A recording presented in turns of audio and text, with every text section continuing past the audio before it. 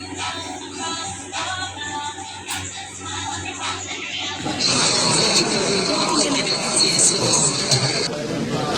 ba yan? Ang daming tao.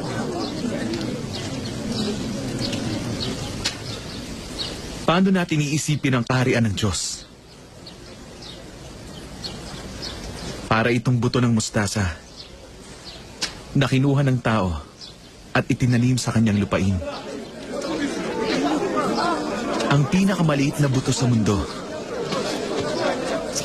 Pero kapag itinanim,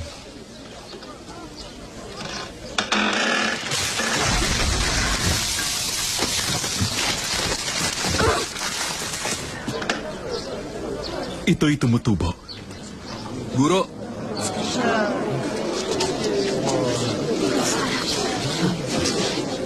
Isa siyang lumpo. oo nga.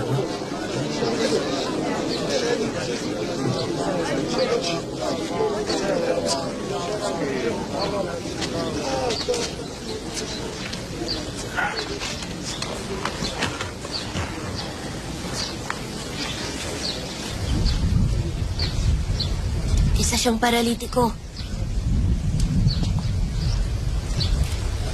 Pinatatawad na ang iyong mga kasalanan. Narinig niyo ba yon? Nagpatawad siya ng kasalanan. Hindi ba't Diyos lamang ang nakagagawa nun? Kalapastanganan yan. Alam niya. Kalapastanganan nga yun. Yan ba ang iyong nais, kaibigan?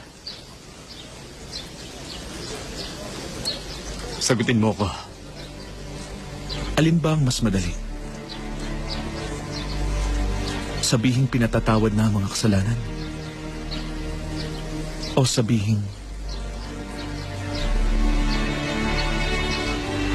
tumindig ka at lumakad?